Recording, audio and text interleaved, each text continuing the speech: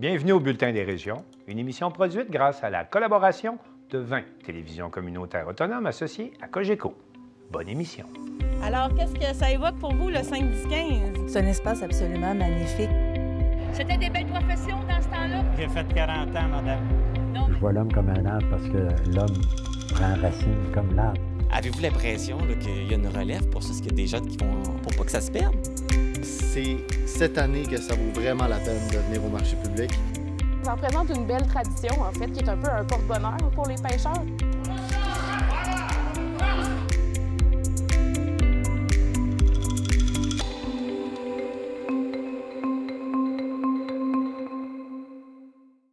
À Amkoui, on se remémore les tristes événements de l'an dernier, alors qu'un chauffeur avait provoqué la mort de 3 personnes et infligé des blessures à 8 autres. À Cap-Santé, les acteurs de l'industrie du tourisme responsables de la région de Québec se réunissent afin de créer une communauté entrepreneuriale.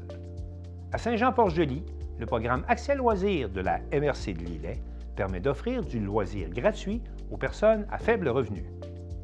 Grâce au projet vert, les élèves de l'école secondaire du Chêne Bleu, à Pincourt, apprennent comment planter des semis. C'est le temps de s'inscrire à la 17e édition du pèlerinage Terre et Mer, une randonnée de 70 km en Gaspésie qui aura lieu du 23 au 28 juin prochain. À Passepébiac, on se prépare pour accueillir plus de 400 jeunes au championnat régional scolaire en badminton. Mais pour commencer cette émission, on va se rendre à Lamalbé, où les agriculteurs et les agricultrices de Charlevoix se sont mobilisés pour sauver leur gagne-pain et assurer l'autonomie alimentaire du Québec. C'est en effet à Lamalbé que l'Union des producteurs agricoles du Québec, secteur Capitale-Nationale et Côte-Nord, a décidé de tenir sa première grande manifestation qui risque de se poursuivre un peu partout au Québec. Un reportage de Lydia Duchesne de TVCO.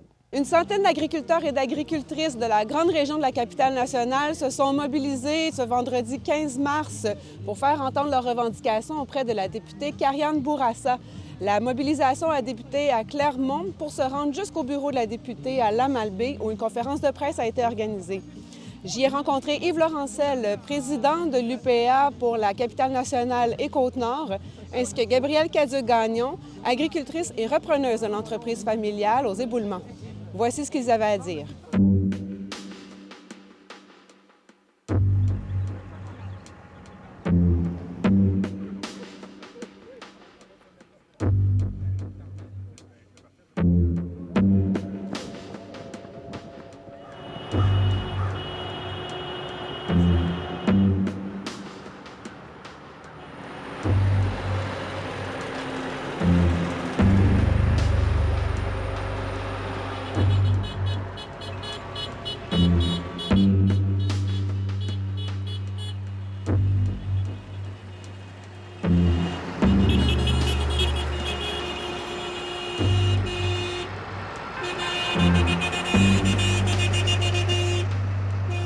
Hey, écoutez, avant de commencer, je veux vous dire, pour prendre les mots d'un grand premier ministre du Québec, pour reprendre ces mots, j'aurais jamais pensé être aussi fier d'être le président de la Fédération de la Capitale-Nationale Côte-Nord qu'aujourd'hui, parce que vous avez répondu présent puis je suis fier de vous.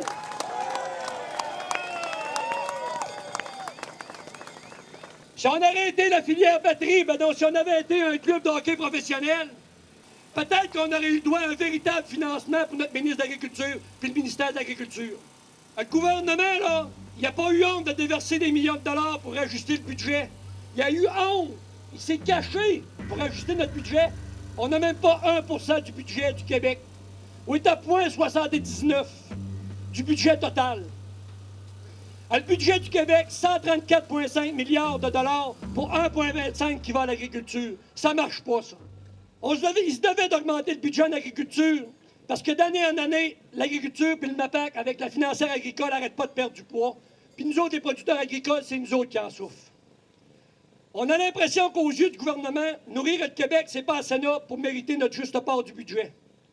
Comme si nous étions acquis pour le gouvernement. Ça m'amène à me poser une question, puis posez-vous-la vous autres aussi. Il y a des journalistes ici aujourd'hui. Moi, j'ai pas la chance de parler à M. Legault. Mais vous autres, vous avez la chance de l'interpeller avec vos médias. Posez-lui la véritable question. Est-ce que M. Legault croient véritablement à l'agriculture du Québec.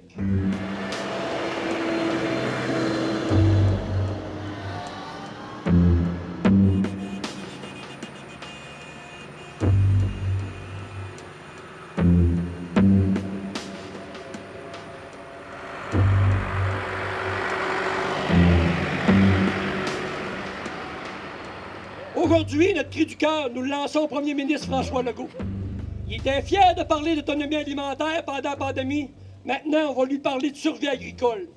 Puis on va espérer que le message de Charlevoix aujourd'hui, il se rend jusqu'à l'édifice Honoré-Mercier, dans sa tour de bronze. Puis oui, l'agriculture a déjà connu des meilleurs jours, où que la rentabilité était au rendez-vous, puis que la relève pour assurer la continuité de la ferme. Malheureusement, on constate aujourd'hui qu'il y a un recul important. Depuis plus de 2 ans, c'est encore pire et le revenu de nos producteurs est en chute libre. Un recul on retrouve à 1938. Pensez-vous que c'est normal de reculer avant la Première Guerre mondiale?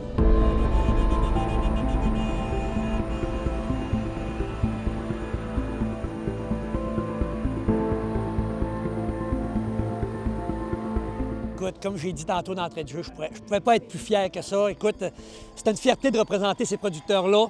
Quand tu fais une mobilisation, puis ils sont derrière toi, sont là, puis ils répondent présents, puis ils sont impliqués, tu peux pas te sentir mieux que ça. Est-ce qu'on a le nombre de... Écoute, tantôt TVA, on dit une centaine, mais je vous le dis, là, on est tout près de 200. On est tout près de 200 Et là, il y producteurs. avait une autre mobilisation qui se passait en même temps. En même temps, sur la Côte-Nord, parce qu'on le fait ensemble, simultanément, parce qu'on est 2 régions. On est une grande région, Capitale-Nationale et Côte-Nord. Fait qu'on a dit, nous, il y avait 2 députés qu'on ciblait, fait qu'on a ciblé les 2 députés. Fait que... On l'a fait en même temps, mais c'est vraiment... Ça démontre la mobilisation du territoire. Tu sais. La Côte-Nord est aussi solidaire de Charlevoix, Québec, puis Québec est aussi solidaire de la Côte-Nord. Et toutes les réalités sont différentes, mais ils se rejoignent. Ils se rejoignent toutes. Au bout de la ligne, ils se rejoignent toutes. Oui. C'est ça. Justement, vous êtes venu rencontrer la députée cet après-midi. C'est quoi vos attentes? Bien, nous, ce qu'on vient y demander aujourd'hui, là, on vient demander d'appuyer M. Lamontagne pour que M. Lamontagne, sa voix soit portée plus forte envers M. Legault et envers M. Girard, pour que... Parce qu'on le sait, là, ce gouvernement-là, là, il est mené par Legault, Fitzgibbon puis Girard. C'est eux qui mènent le bat, puis ils envoient ce qu'ils veulent, ils saupoudrent ce qu'ils veulent partout. Fait que moi, ce que je dis, c'est que Mme Bourassa appuie M. Lamontagne pour que M. Lamontagne ait les coups de franche pour régler les problèmes en agriculture. Tu sais, pour aider, pour qu'on puisse, enfin, une fois pour toutes, régler, pas régler tous les problèmes, mais au moins qu'on soit capable d'avancer dans la bonne direction. Parce que plus qu'on s'appauvrit, moins qu'on est capable de sortir la tête du trou. Fait qu'il faut, là, il faut arrêter de s'appauvrir, il faut avancer. Si ça bouge pas, on s'en va vers quoi? Bien, écoutez, il y a déjà 6 faillites dans la région, là.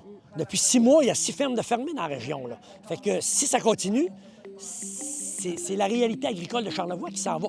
Puis si M. Legault souhaite poursuivre le statu quo, je vous confirme qu'en 2026, on va se souvenir, et oui, la CAQ va gagner, mais la CAQ, ça va être la coalition des agriculteurs du Québec. Une des phrases qu'on répète tout le temps, c'est « Notre faim sera votre faim, FAIM », tu sais, puis c'est un peu ça, là, tu sais, je veux dire, on rêve de souveraineté alimentaire, on rêve de pouvoir produire nous-mêmes. Tu sais, on produit 30 % de ce qu'on consomme dans le bœuf ici au Québec. Tu sais, je veux dire, ça n'a pas de sens, tu sais, puis tout ça, c'est dû à une surconsommation, c'est dû à une société dans laquelle la société dans laquelle on est. Fait que je pense qu'il va falloir collectivement prendre une décision de dire qu'est-ce qu'on veut réellement. Fait que... C'est pas juste au niveau de la ferme qu'il faut que ça change. Ben non, c'est tout le monde, tu sais. Je veux dire, c'est pas juste le gouvernement non plus, là. Le gouvernement, c'est nous autres qui l'élit, là. À un moment donné, si on n'est pas d'accord, puis que tout le monde, avocats, notaires, médecins, disent ça marche pas, on réglerait une partie des problèmes si on était souverain alimentaire, si on était fiers des produits qu'on produit au Québec, si on se nourrissait adéquatement, si on était certain que les produits qui sont mis, parce que nous, on en a des normes au niveau environnemental puis des normes au niveau de la Santé Canada qu'on peut pas mettre, mais après ça, qu'est-ce qui est toléré dans les autres pays dans lesquels on importe à bas prix puis qu'on met sur nos tablettes puis qui viennent nuire? On se cannibalise d'un bord puis de l'autre. On dit la santé, la santé, la santé. C'est vrai que la santé, elle a besoin d'argent puis il faut investir dans notre santé. Mais quand tu manges des produits bourrés d'herbicides ou d'insecticides ou de quoi que ce soit, qui ne rencontrent pas les normes que nous, on applique nous-mêmes dans notre région. Mais vous voulez faire quoi? On empoisonne notre monde. C'est pas ça qu'on veut. Nous, au Québec, on veut pas ça parce qu'on travaille avec les normes les plus sévères dans le monde. Le Québec a toujours eu les normes environnementales les plus sévères dans le monde. Puis tout ce qu'on veut, nous, c'est nourrir pas humblement, mais normalement, puis avec les meilleures qualités possibles, avec les produits de meilleure qualité possible, les Québécois et les Québécoises.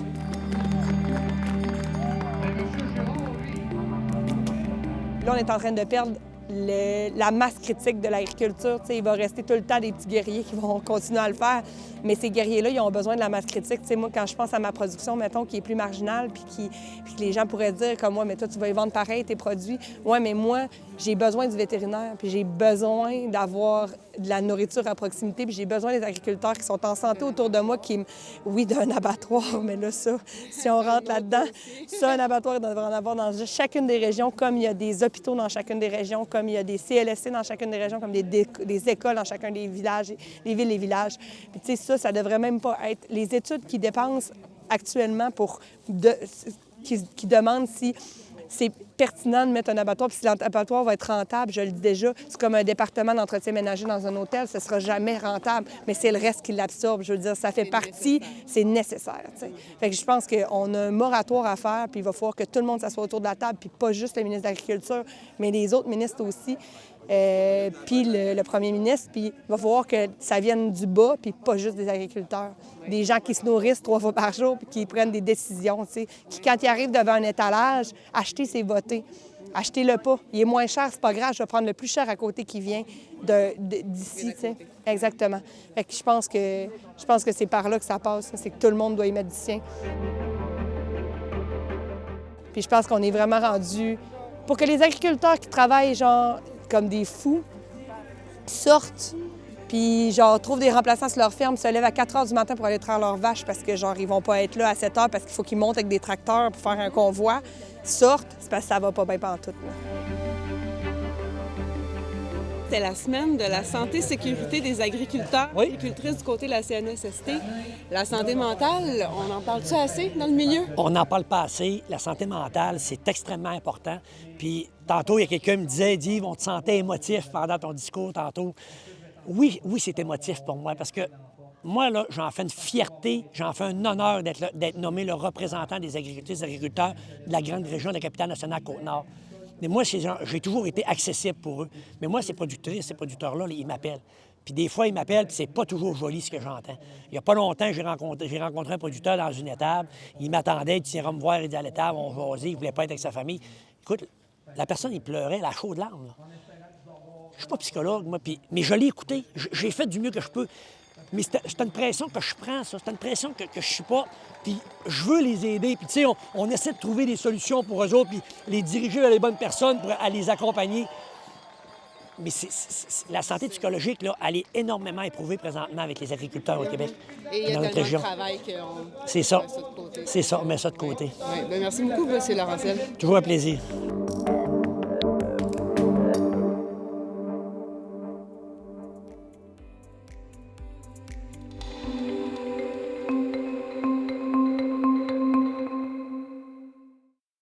Je m'entretiens maintenant avec Marc Beaudoin de la télévision de la Matapédia. On va faire ensemble le tour des dossiers et revenir sur un triste événement dont on soulignait cette semaine le premier anniversaire. Il s'agit de la tragédie qui a été causée par un chauffeur l'an dernier, le 13 mars, à Amqui, alors qu'un chauffeur a foncé sur les piétons, tuant 3 personnes et en blessant 8 autres. Je vais m'entretenir là-dessus avec Marc Beaudoin. Marc, bonjour. Bonjour, Martin. Marc, il y avait des cérémonies commémoratives cette semaine à Amqui pour se rappeler du drame qui a été vécu par la communauté. Oui, c'était important ici dans la communauté pas nécessairement de se rappeler de l'événement, mais de soutenir les victimes. Parce qu'on parle beaucoup des morts et des blessés, mais il y a toutes les autres victimes. Il y a d'autres personnes qui étaient là, qui ont évité le camion. Il y a les familles des victimes. Donc, c'est toute la population là, qui avait vécu ce drame-là. Donc, on voulait se commémorer et soutenir les victimes du drame. Alors, ce fut une belle soirée, là, haute en émotion, qui était en 3 parties. Oui. Bien, plutôt 4 parties, parce qu'en milieu d'après-midi, vers 15h05, il y a eu une minute de silence qui a été fait au parc, près où le drame s'est produit. D'accord. Et en soirée, il y a eu des allocutions. Donc, la mairesse s'est adressée à la population, les 2 députés provinciales et fédérales, la préfète. Il y a même 2 victimes, bien, une victime et le père d'une des victimes qui se sont adressées à la foule. C'était vraiment touchant de les entendre. Quels sont les sentiments qu'ils ont partagés? Comment ils ont témoigné de leur dernière année suite au drame? C'était beau de les entendre. Ils ont beaucoup parlé comment ils ont vécu ça, comment ils ont remonté la pente. Et dans les deux cas, les deux parlaient, ont fait un peu d'humour. On voyait qu'ils avaient avancé, ils avaient cheminé dans cette histoire-là. C'était beau de voir la résilience et c'était touchant aussi en même temps de voir comment ils avaient passé au travers là, cette année-là, cette épreuve-là, un an plus tard. Est-ce qu'on peut dire que toute la ville d'Amqui s'était rendre hommage à ce triste événement? Il y avait à peu près 400 personnes au parc Pierre et Maurice Gagné. Et après les allocutions, les gens marchaient avec une petite chandelle dans les mains pour se rendre à l'église. Et après ça, il y avait une messe commémorative, là. L'église était pleine. Marc, en terminant sur ce sujet, qu'est-ce qui reste au cours des ans comme souvenir ou qu'est-ce que ça a créé comme, j'ose pas dire traumatisme, mais qu'est-ce qui reste dans la population comme sentiment suite à ce triste drame, un an plus tard? Je dirais, je pense qu'il y a eu un beau soutien. Puis je pense que les gens continuent à se tenir ensemble et à se supporter pour passer au travers. On voit toute la résilience, on voit les gens qui se sont relevés de cette épreuve-là. Et même si on se commémore, on est encore debout, on continue d'avancer et la vie continue. Alors, c'est ce qu'on va souhaiter pour tous les gens qui ont été touchés par cette tragédie. On va parler maintenant d'un autre thème, Marc. Il y a une quincaillerie qui ferme à Cause-Abscal et ça crée des remous, ça, dans la communauté. Oui, c'est la coopérative Unoria qui est comme propriétaire du BMR, qui était la succursale BMR à Cause-Abscal, qui ont fermé la porte de la quincaillerie. L'annonce a été faite le 28 février. Et la quincaillerie a officiellement fermé ses portes le 8 mars. Donc, si on regarde entre le 28 février et le 8 mars, le temps est très court. Donc, c'est une nouvelle qui est arrivée rapidement et qui s'est effectuée aussi rapidement. Et qu'est-ce qui cause problème, Marc? Qu'est-ce qui cause problème? C'est le fait qu'il n'y a pas d'autres commerces semblables à proximité? Effectivement. La quincaillerie la plus proche était à Amqui. Donc, les gens qui veulent se déplacer doivent se déplacer à Amqui. Donc, c'est une quinzaine de minutes de voiture se rendre à Amqui de Cause-Abscal. C'est la plus proche. Donc, c'est comme un besoin important dans une municipalité qui est éloignée. Quand on parle de la municipalité de Cause-Abscal, on parle de combien de population à peu près? À Cause-Abscal, on calcule plus de 2000 citoyens qui habitent la municipalité. Mais il faut dire aussi que toutes les autres petites municipalités qui sont autour, comme Sainte-Florence, Sainte-Marguerite, qui sont de l'autre côté de Cause-Abscal, qu'eux autres, ils veulent venir à Amqui, c'est beaucoup plus loin. Là, il faut calculer 20 km entre Cause-Abscal et Amqui. Donc, les municipalités qui sont de l'autre côté de Cause-Abscal, donc, il faut rajouter peut-être un 10 km de plus. Donc, pour les autres municipalités qui sont à l'extrémité du territoire, bien, c'est beaucoup plus loin aller à Amqui que d'aller à Cause-Abscal. Et là, les élus ont décidé d'intervenir là-dessus, Marc. Oui, le 12 mars dernier, les élus ont demandé aux propriétaires de la coopérative Unoria de venir rencontrer la population pour expliquer cette décision-là. La décision a été expliquée beaucoup par moyens financiers. Ils disaient que c'était pas rentable, qu'il était trop endetté, qu'il n'arriverait pas à reprendre le dessus. Donc, ils ont choisi de fermer la succursale. Ça n'a pas passé beaucoup non plus avec les citoyens. Il y a des citoyens qui ont dit, bien, je pense qu'il aurait dû y avoir des solutions. La ville de Cause-Abscal était déçue également parce que s'il avait su que la coopérative avait des difficultés à faire fonctionner la quincaillerie, il aurait pu peut-être trouver des solutions pour les aider pour garder la quincaillerie ouverte. Mais comme je l'ai expliqué au début, le temps entre la décision et la fermeture, ça a été tellement rapide que personne n'a vraiment eu le temps de se retourner de côté. Donc, c'est beaucoup ça qui a été amené lors de cette rencontre-là, de dire pourquoi ça s'est fait si vite, pourquoi vous n'en avez pas parlé avant, on aurait pu trouver des solutions. Et le but de cette rencontre-là aussi, c'était peut-être de convaincre la compagnie, Coopérative Unoria, de peut-être de changer d'idée, peut-être trouver une solution, faire une quincaillerie plus petite, pour quand même avoir un pied à terre. On ne sait pas ce que ça va donner non plus, c'est tout récent. Ça avait semblé, selon les propriétaires, ça semblait être la décision pas mal définitive. C'est déjà fermé au moment où on se parle, là? Oui, ça l'a fermé le 8 mars. OK. Dites-moi, Marc, la municipalité de Causapscal, est-ce qu'on peut dire qu'elle est en croissance ou en décroissance, en dévitalisation? Parce que c'est un peu le signal que ça lance, là, quand les commerces ferment puis tout ça. C'est quoi le portrait de la situation là-bas? Comment va l'économie, entre autres, là? Bien, ça va quand même bien. C'est sûr que là, c'est un gros morceau qu'ils perdent. Puis c'est sûr que, oui, ça l'amène, la ville, être dévalorisée. C'est ce qu'on ne veut pas non plus. Ouais. Ils ont encore quand même une épicerie, ils ont quand même des choses de base. Mais là, si tout se met à fermer, c'est sûr que la ville va être dévitalisée. C'est ce qu'on ne veut pas non plus. Donc ça, c'est sûr que la ville va travailler pour trouver une solution. Si ce n'est pas avec une Noria coopérative, ça va être avec une autre compagnie. Mais c'est sûr que là, ils travaillent pour avoir une solution pour réouvrir une quincaillerie là, dans la ville. Et ça, les élus se sont engagés à travailler là-dessus.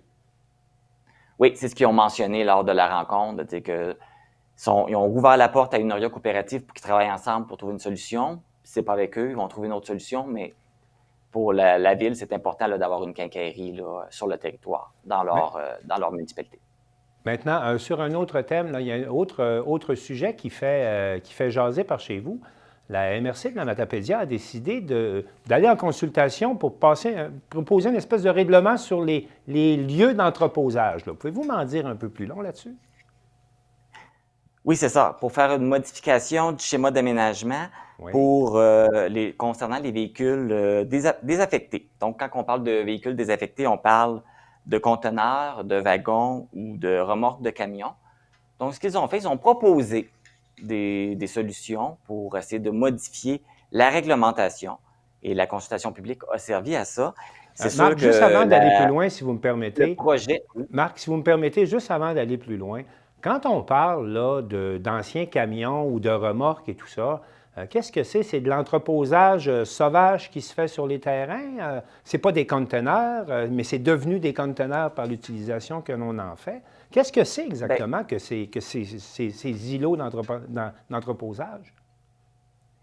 Ça peut être ça peut être pour des entreprises, ça peut être, ils entreposent des outils, ils entreposent du matériel pour la compagnie. Mais on met ça dans des anciens camions, dans des anciennes roulottes? Comment ça fonctionne? Oui, c'est comme des anciens véhicules qui servent maintenant à l'entreposage. Donc, c'est des gros conteneurs avec des roulettes, comme on peut voir là, un peu partout. OK. Fait que c'est tous des véhicules qui ne servent plus à déplacer des choses, mais qui vont servir à l'entreposage. C'est sûr que là, je ne peux pas vous faire tout le résumé parce que le document, il est quand même de la réglementation, il est quand même complet. Oui, mais en résumé, dites-le moi quand même, là, rapidement. Qu'est-ce que le règlement vise à faire, justement? C'est ça. Fait que je vais vous amener le point principal, celui qui a fait le plus réagir. Je l'ai dit, oui, je l'ai ici. Donc... On vous écoute. Oui, c'est concernant, afin justement d'utiliser des véhicules comme ceux-là, afin d'entreposage. Donc, c'est surtout ce point-là que je vais vous amener. Donc, les conteneurs doivent être installés dans la cour arrière ou sur la cour latérale de l'immeuble où ce qui est situé. Le nombre de conteneurs serait limité à 2. Les conteneurs doivent être propres, peinturé de la même couleur que le bâtiment principal. Donc, il ne doit pas avoir de traces de rouille, il ne doit pas avoir de publicité dessus. OK. On ne peut pas empiler 2 conteneurs un par-dessus l'autre. Et les conteneurs doivent être dissimulés de la rue. Donc, on ne doit pas pouvoir les voir de la rue ou d'un quartier résidentiel. Ils doivent être cachés par un écran végétal mature ou une clôture opaque. Donc, pour être sûr que ça ne gâche pas le visuel du territoire et la beauté des paysages. Donc, c'est probablement le point qui a fait le plus réagir. Donc, il y a eu beaucoup d'entrepreneurs qui se sont présentés à la consultation publique, des élus également, des citoyens. Pour les entreprises, de limiter ça à 2, pour certaines entreprises, ça ne fonctionne pas parce qu'ils en ont besoin de plus pour des entreposages. Ils ont plusieurs terrains. Ça ne fonctionne pas, ils en ont besoin de plus que 2. Donc, ça a fait beaucoup sursauter certains entrepreneurs. Au niveau des élus, il y a des municipalités qui avaient déjà une réglementation par rapport à l'utilisation des conteneurs.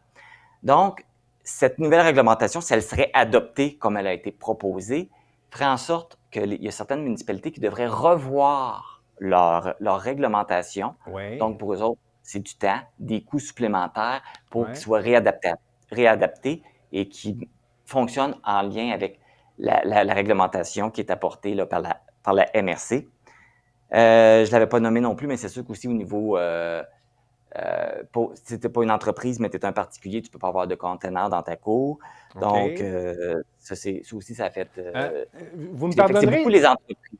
Oui, je comprends que les entreprises me manifestent un peu, mais moi, j'ai l'impression que le règlement fait en sorte qu'on ne pourra pas s'accumuler des déchets inopinément sur notre terrain non plus, là. Parce que des gens qui ont utilisé des vieux camions puis des vieilles remorques pour se faire de l'entreposage extérieur, il n'y a pas juste des entreprises. Là, pour les privés, là, pour les particuliers, ça doit également...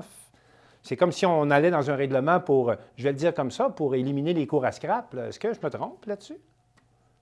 Non, ça ressemble à ça. C'est pour ça qu'ils veulent, pour les particuliers, ils veulent interdire justement l'utilisation de conteneurs dans les cours à ce niveau-là. Donc, pour embellir le tout. C'est ça. Fait que donc, c'est pour ça que ça a fait jaser, parce que... Puis, ce qui a été ramené beaucoup, ils ont dit que ça ne se voyait pas ailleurs, une réglementation comme celle-là. Ils disent que c'est beaucoup pénalisant. Puis, ce qu'ils ont ramené beaucoup, c'est qu'ils ont demandé c'est qui est touché par cette réglementation-là. Oui. Les gens voulaient savoir il y a combien de personnes qui sont en infraction et tout ça. La MRC n'avait pas été en mesure de répondre. Donc, le fait qu'il n'y a pas une étude complète qui a été faite derrière ça, c'est ce qui a levé aussi la colère là, chez les gens. Okay? Vous nous proposez quelque chose, mais on ne sait pas ça touche qui, puis c'est qui. Puis là, c'est qui est pénalisé à cause de qui. Donc, il y avait ça qui n'était pas clair non plus, qui a fait que ça a soulevé la grogne également, là, parce qu'on ne sait pas trop sur quoi c'est axé principalement, là, sur quel contexte qu'ils ont axé là, cette idée de réglementation. Ça, parce qu'il faut que je le dise, parce que ce n'est pas adopté. Là. Ils proposent... Oui. Parce que là, vous étiez en consultation, donc les gens sont venus s'exprimer. Oui. La prochaine étape, c'est quoi? Mais la consultation n'est pas terminée. OK. La consultation publique, elle est passée, mais s'il y a des gens qui ont des commentaires à faire, qui ont des propositions à faire, parce que c'était ça aussi la consultation, vous n'êtes pas d'accord à ce qu'on le fasse de même, mais vous nous proposez quoi? Les gens ont jusqu'au 11 avril. Donc, jusqu'au 11 avril, les gens peuvent encore déposer des propositions, dire non, moi je suis contre ça. Ils peuvent lire la proposition de règlement et dire qu'ils sont contre. Pourquoi? Et envoyer des propositions. Donc, jusqu'au 11 avril, on ramasse encore les commentaires. Et après ça, la MRC va revisiter son réglementation par rapport aux commentaires qu'ils ont reçus. C'est ce qu'ils ont mentionné. Ils vont se servir des commentaires pour réajuster le tir, puis là, ils vont pouvoir refaire une nouvelle proposition par la suite. Et Marc Baudouin, ça nous fera plaisir de voir un de vos reportages au Bulletin des régions sur ce sujet en suivi à notre conversation. Alors, merci beaucoup. C'est sûr qu'il y en a un qui s'en vient. Merci beaucoup, au plaisir. Merci.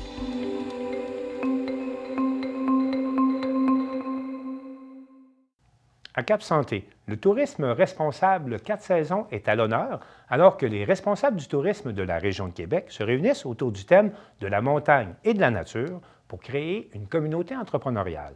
Un reportage de Charles Laviolette de CJSR.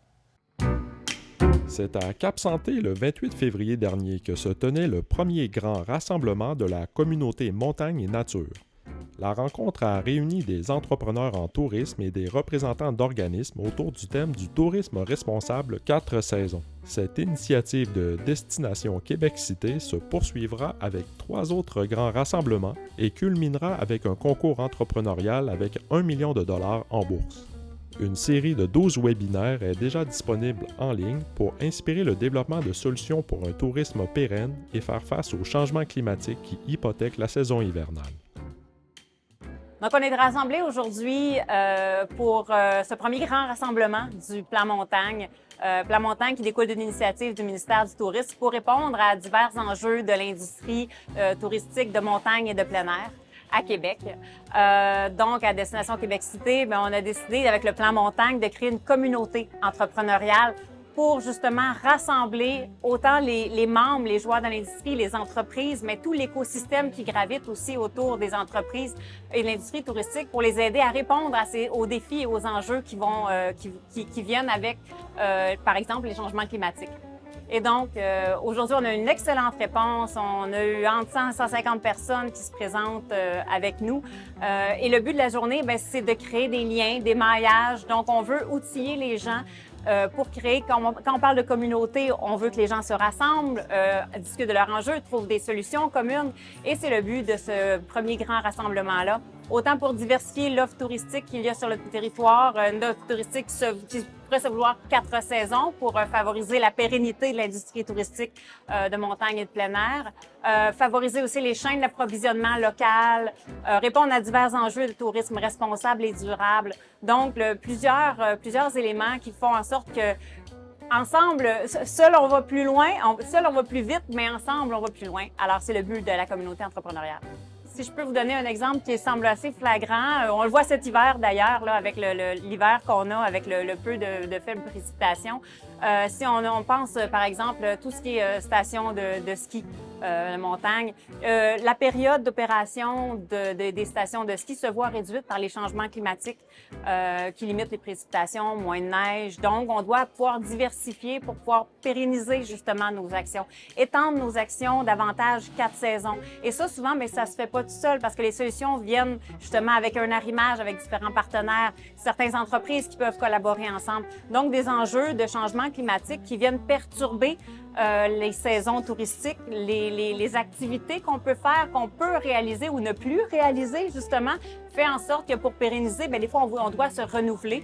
Et quoi de mieux que de se renouveler ensemble, de créer des synergies pour s'assurer, justement, que l'ensemble de l'industrie soit pérenne. Plusieurs conférences et ateliers se sont tenus durant la journée. Étienne Beaumont et Frédéric Asselin ont entre autres présenté le modèle d'affaires de la coop de solidarité Bras du Nord. Pour la suite des choses, il faut savoir que le plan montagne, c'est, oui, une série de 12 webinaires qui visent à outiller, à former les communautés, justement, sur diverses thématiques, comme je disais tout à l'heure, autant l'innovation, le tourisme responsable et durable, même comment aller chercher du financement pour ces projets de tourisme durable. Donc, c'est d'essayer de faire un lieu où, justement, où on se parle et où on se rassemble. Les grands rassemblements aussi en présentiel sont une autre occasion où là, concrètement, on prend plus le temps ensemble de parler.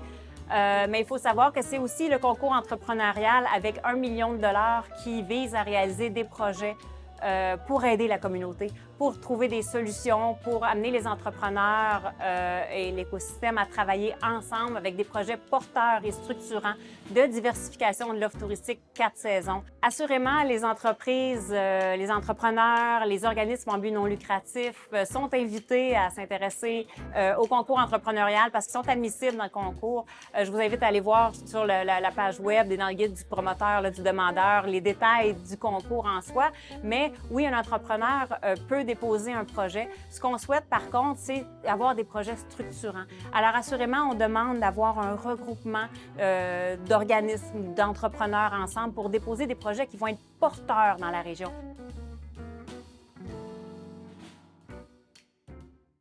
Marie-Ève Lamonde de CMA TV est à Saint-Jean-Port-Joli pour nous présenter le programme Accès Loisirs de la MRC de Lillet.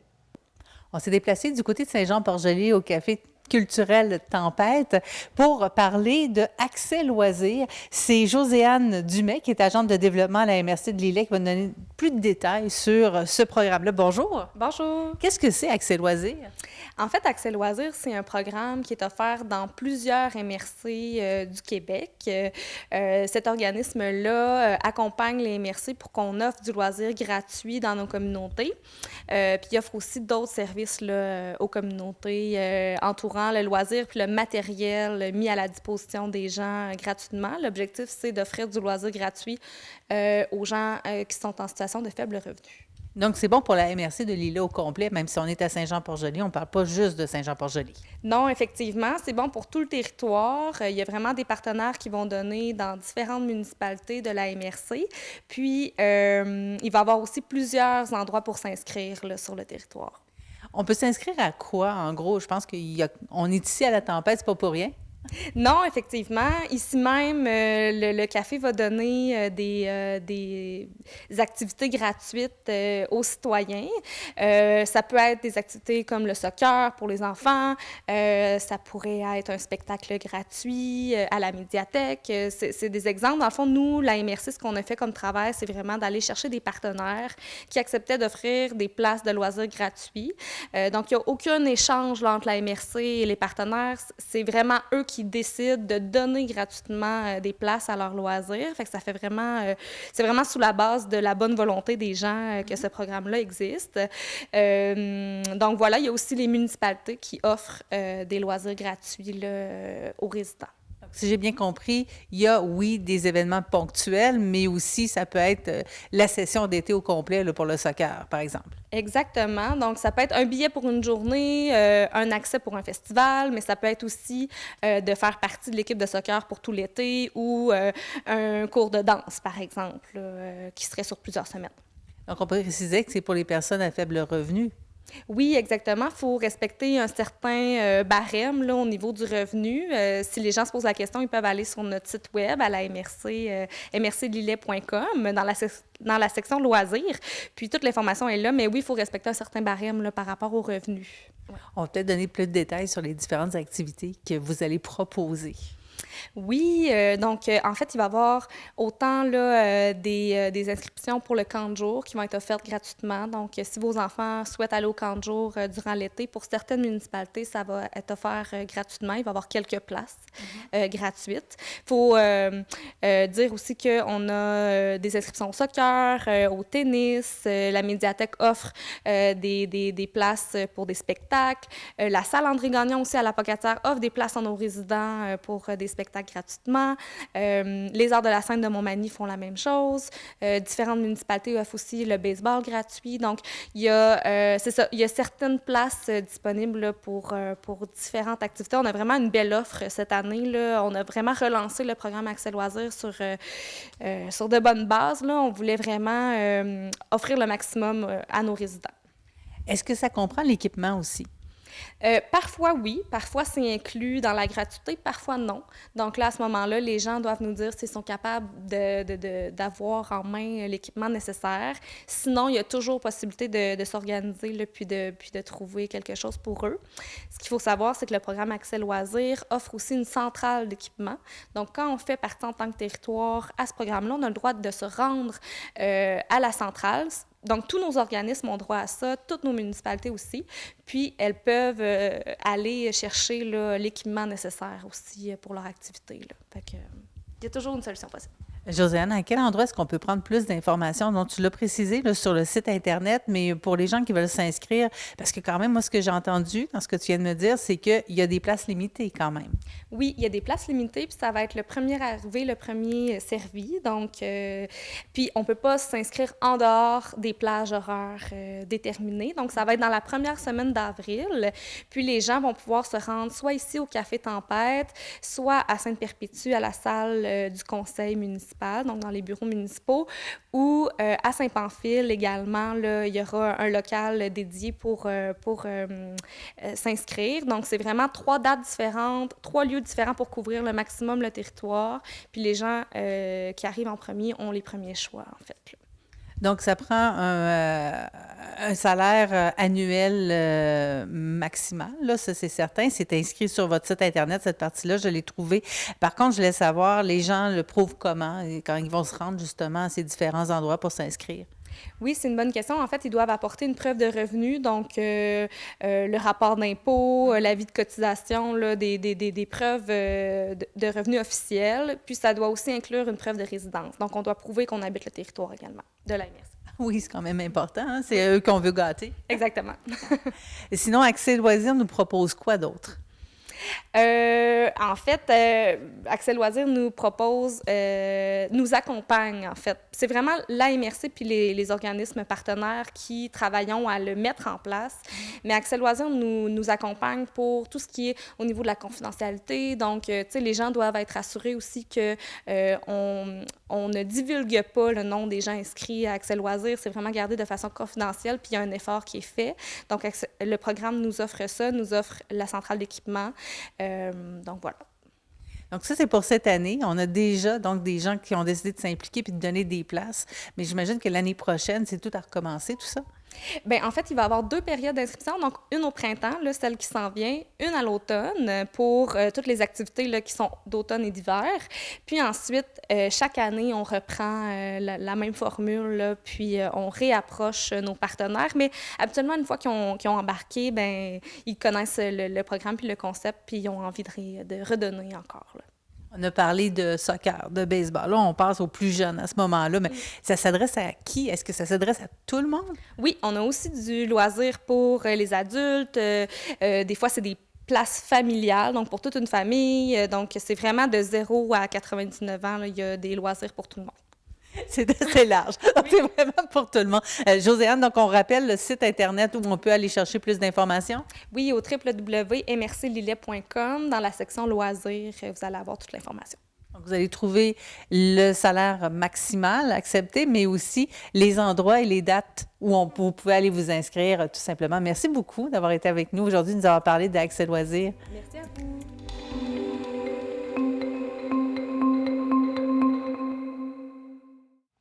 Les élèves de l'école secondaire du Chêne Bleu à Pincourt ont profité de l'arrivée du printemps pour commencer à préparer leur semis et Chantal Bédard de CSUR.TV est allée à leur rencontre. Bonjour, je m'appelle Abigail et aujourd'hui, on va parler des semis. C'est quoi l'avantage de démarrer les semis à l'intérieur dans notre beau Québec, là, dans notre belle région? C'est parce que si on le faisait pas, on n'aurait pas de tomates, de poivrons. T'sais, on pourrait peut-être en avoir un tout petit peu, mais certainement pas là, dans les quantités qui deviennent intéressantes pour nous. On a quand même un climat qui est froid, fait qu'on n'a pas le choix. C'est ça la réponse, c'est plate de même, mais il y a certaines cultures, donc les cultures chaudes, qui doivent en fait être démarrées à l'intérieur, puis il y a d'autres cultures froides qu'on doit le faire aussi parce que c'est un petit peu plus long, comme le brocoli. Tu sais, ça dépend aussi quand est-ce que je veux que mon légume soit prêt. Parce si, mettons, je veux du brocoli, tu sais, un petit peu au début de l'été, bien là, je dois le planter maintenant, en avril. Versus de la laitue, que je peux en planter tout au long de la saison, puis m'attendre d'en avoir plus régulièrement. Tu sais, ça dépend vraiment du nombre de jours que ça prend pour atteindre la maturité et quand, surtout quand on fait des paniers pour des clients, quand le légume doit être prêt. C'est plein de bébés graines comme ça, là. On dirait quasiment des petites roches. Puis c'est vraiment pas le fun à planter, là, parce que... Mais en fait, c'est ça, quand c'est plus petit, c'est difficile de les mettre dans les alvéoles là, correctement, puis en bon nombre. Mais... Faut en mettre plus qu'une ou deux par... Ça fait que là, quand t'en échappes 5, t'essayes d'en enlever, là. Fait que c'est pour ça que c'est difficile, là. Fait que le défi de mettre pas plus qu'une graine par petite alvéole s'annonce comment? Pratiquement impossible. Quand on fait notre choix de semences, en fait, on essaye de les avoir les plus fraîches possibles. Donc, elles ont été récoltées l'année d'avant, à l'automne, et elles sont mises sur le marché au printemps suivant. Maintenant, il y a certaines semences qui doivent être très, très, très fraîches. On parle des oignons, surtout des poireaux, de la ciboulette. Toute cette catégorie-là a besoin d'avoir des semences vraiment fraîches. Les autres, on peut les garder quelques années. Évidemment, le taux de germination va diminuer, mais pour nous, le commun des mortels, c'est correct. On a juste à en semer plus. Est-ce que tu fais tes semis chez toi? Oui. Je plante, j'arrose, là, je les mets sur des tables et aussi j'ajoute des lumières UV. L'arrosage. C'est important de distinguer les différentes formes d'arrosage. Quand on débute nos semis, on y va avec une petite vaporisation, en profondeur toujours, mais il ne faut pas non plus que ça dégoûte et qu'on se retrouve avec des plateaux pleins d'eau. Nos plantes ne nagent pas, il ne faut jamais l'oublier. La chose la plus importante, c'est d'avoir de l'eau à température ambiante. Alors, si on est dehors à acclimater, on prend de l'eau fraîche, froide parfois, mais à l'intérieur, on la laisse reposer justement pour qu'elle prenne la température ambiante, pour qu'elle soit plus, moins frisquée. Les graines sont comme... C'est comme nous quand on est. C'est des petits bébés qui vont grandir comme nous, avec des soins que nous, on leur apporte, comme nos parents nous ont apporté à nous. Lorsqu'on veut faire des semis, il nous faut un terreau de qualité, stérile. C'est un terreau à semis. C'est écrit comme ça sur le sac. Et c'est un terreau auquel on a rajouté de la perlite, justement pour être capable de garder le terreau léger, qu'il ne se compacte pas avec les arrosages et avec la croissance des plantes, là. Avec le projet vert, on apprend beaucoup sur les plantes et aussi juste la cuisine des fois même. Et comme travailler dans un jardin, tu sais, ça t'apprend à être autonome si toi-même t'aurais un jardin. Et c'est juste utile aussi.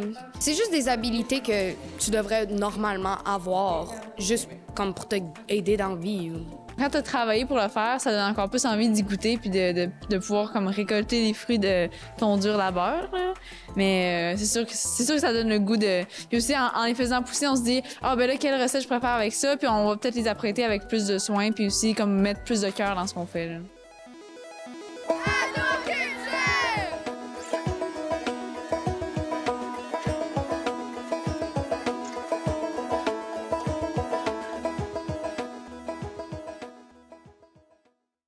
À Gaspé, Jean-Denis Laperrière de la télévision du Rocher-Percé s'entretient avec Patricia Leblanc au sujet de la 17e édition du pèlerinage Terre et Mer. Alors, le diocèse de Gaspé organise pour une 17e année le pèlerinage Terre et Mer. Et pour nous en parler, je suis en compagnie de sœur Patricia Leblanc. Bonjour à vous. Bonjour. Vous allez bien? Ça va bien, et toi? Oui, merci. Donc, le pèlerinage, on en est à la 17e édition. C'est quoi le pèlerinage Terre et Mer? Bon, le pèlerinage Terre et Mer a été conçu à la suite disons, comme beaucoup de gens voulaient faire Compostelle. Puis, un jour, on a monté la montagne de Carleton, puis on s'est dit, mon Dieu, comme c'est beau, il faisait une journée extraordinaire. Puis, on a prendre notre souffle, on s'est retourné de bord, on a vu Miguacha, puis c'était tellement beau la vue, là. Puis là, on a dit, ben, comment est-ce que nous autres, on a tout ce qu'il faut pour faire un pèlerinage, puis on a les sentiers, on a les plages, on a tu sais, la nature, on a les montagnes, la mer. Puis là, ça commençait à mijoter dans notre tête. Puis après ça, on s'est décidé de se former en équipe. On a formé une équipe. Puis on a réfléchi sur la façon dont on va le faire. Puis on voulait faire le tour de la Gaspésie dans une seule fois, mais tu sais, on était trop ambitieux. On a réalisé qu'on ne pouvait pas faire plus qu'un secteur, puis on se donnait 7 jours pour le faire. Puis, ça a commencé comme ça.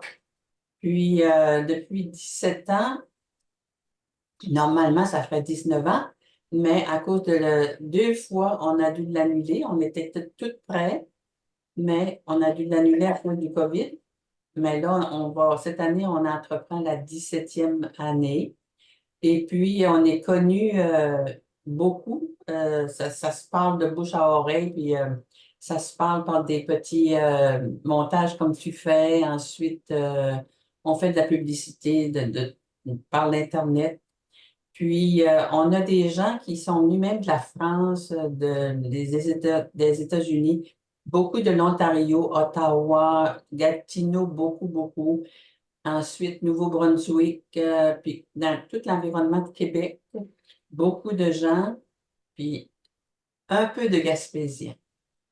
On voudrait bien que les Gaspésiens, disons, s'ajoutent à nous, mais on ne connaît pas trop la raison pourquoi, mais on pense que c'est parce qu'ils connaissent bien la Gaspésie, puis ils pensent que marcher à pied, ça leur apporterait peut-être pas plus que ce qu'ils font en voiture, mais c'est pas la même chose marcher la Gaspésie puis la traverser en automobile. Parce que la marcher, on a le temps d'observer aussi. Bon, marcher, là, il y a beaucoup de...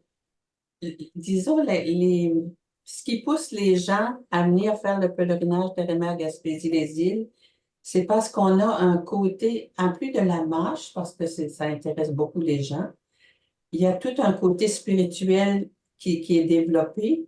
Puis c'est pas lourd, c'est léger, mais ça permet aux gens d'entrer en eux autres mêmes, d'admirer la nature, parce que la nature parle de Dieu. C'est comme un cours naturel, comme on dirait. Puis les aiment beaucoup marcher dans la Gaspésie parce que la Gaspésie est un lieu privilégié parce qu'il paraît que j'ai entendu que la Gaspésie, c'est le plus beau coin du pays au monde au 3e rang par rapport au kilomètre carré. Ça fait que, quoi demander de plus? Hein? Alors, les gens viennent ils ont différentes raisons. Il y en a qui viennent pour marcher, mais en cours de route, ils marchent en dedans aussi. On les voit aller là, pendant la semaine. Ils sortent pas comme ils sont rentrés. À qui ça s'adresse, le pèlerinage terre-mer? Est-ce que c'est tout le monde qui peut le faire? Oui, c'est ouvert à tout le monde, puis on aimerait bien avoir des jeunes, parce qu'on a une moyenne d'âge à peu près dans la soixantaine, disons.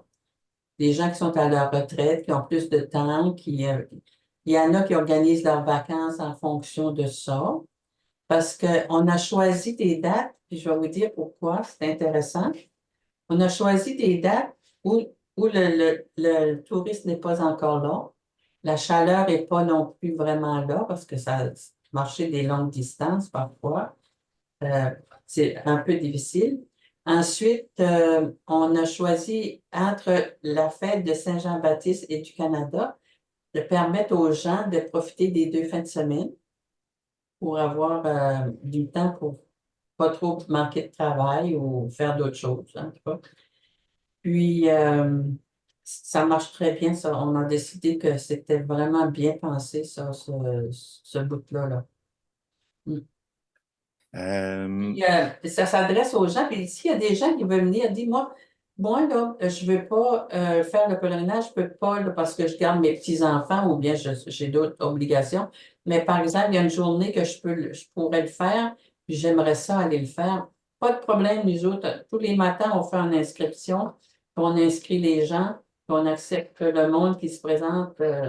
Puis s'ils veulent faire juste la moitié d'une journée, ils peuvent le faire juste la moitié de la journée aussi. Ça dépend. C'est tout à fait libre. Alors, je souhaite la bienvenue à tout le monde. Merci beaucoup. On a hâte de vous voir. On vous aime. Merci.